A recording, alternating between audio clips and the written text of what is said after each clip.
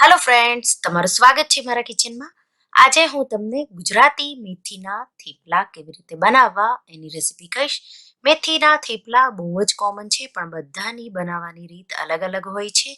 અને જે રસોઈ બનાવવાનું શીખતા હોય બિગિનર્સ માટે આજે હું આ મેથીના થેપલા મારી રીતે હું કેવી રીતે બનાવું એ બનાવીશ.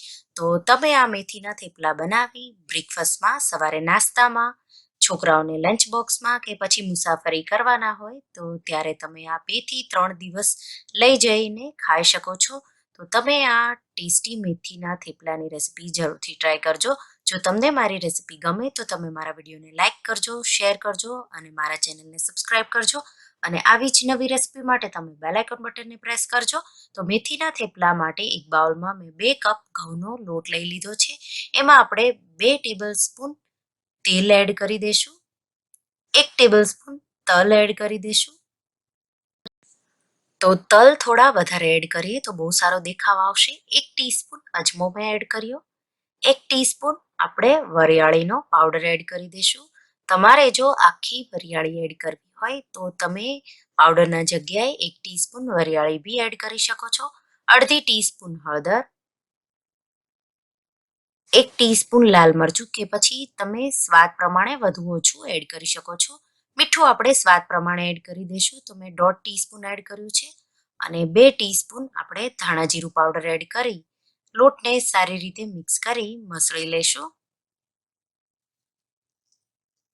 તો પહેલા હંમેશા સૂકા મસાલા, તેલ નાખી લોટને સારી રીતે મસળી લેવાનો. તો સારી રીતે મસળાઈ ગયો છે. હવે હું એમાં 7 થી 8 લસણની કળીઓ મેં વાટીને એડ કરી દીધી. 2 ટેબલ સ્પૂન દહીં એડ કરી દેશું. તો દહીંથી થેપલાનો ટેસ્ટ બી બહુ સારો આવશે અને સોફ્ટ બી બનશે. 1 થી 1.5 કપ મેથીના પાંદડા સાફ કરી સારી રીતે મેં આ રીતે કાપી અને પછી પાણીમાં મેં રાખ્યા હતા અને હવે પાણી નીચોવી આ રીતે આપણે એડ કરી દઈશું. 2 ટેબલ સ્પૂન જેટલા બારીક કાપેલા ધાણા એડ કરી લોટને સારી રીતે મિક્સ કરી દેશું. અને લોટને મેથી અને કોથમીર અને લસણની પેસ્ટ સાથે સારી રીતે મસળી અને મિક્સ કરી દેશું.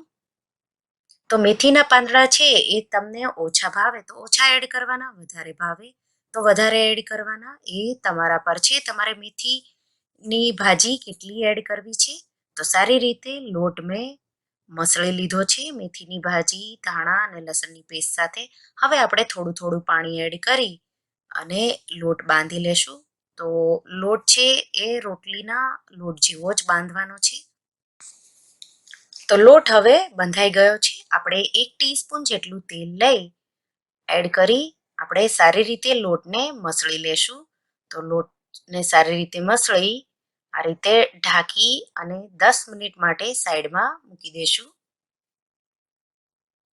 તો 10 મિનિટ થઈ જાય એટલે આપણે લોટને લઈ થોડો મસળી લેવાનો. તો સારી રીતે મસળી તમારે જેટલા મોટા નાના થેપલા બનાવવા હોય એ રીતે લુવા લઈ લેવાના અને સૂકો લોટ આ રીતે લગાડી તો આપણે ગોળ વણી લેશું. અને બધી સાઈડથી એક સરખું વણાય, ક્યાંયથી જાડું પાતળું ન થાય એ રીતે સરખી રીતે વણી લેવાનું. અને થેપલા છે જો તમે મુસાફરી માટે બનાવતા હોય તો થોડા જાડા રાખવાના અને તરત ગરમ ગરમ બનાવીને ખાવાના હોય તો થોડા પાતળા રાખવાના. તો મેં આ રીતે બહુ પાતળા બી નહીં, બહુ જાડા બી નહીં એવા વણી લીધા છે. હવે આપણે એને શેકી લેશું. તો શેકવા માટે મેં તવો ગરમ કરવા મૂકી દીધો છે. તવો એકવાર ગરમ થઈ જાય એટલે જે થેપલાની ઉપરનો ભાગ હોય એ આપણે પહેલાં શેકી લેશું. તો એને અડધી મિનિટ માટે શેકાવા દેશું. તો સ્લો ટુ મીડિયમ ગેસ પર અને બીજી સાઈડ આપણે ફેરવી ગેસની આંચ મીડિયમ ટુ હાઈ કરી દેશું. તો હલકી ડિઝાઇન થાય એટલે આપણે એને સાઈડ ચેન્જ કરી લેવાની. તેલ નાખી દેવાનું આ રીતે બે સાઈડ થોડું થોડું. અને હવે આપણે મીડિયમ ટુ હાઈ ફ્લેમ પર બે સાઈડથી સારી ડિઝાઇન થઈ જાય ત્યાં સુધી આ રીતે દબાવી અને સારી રીતે થેપલાને શેકી લેશું.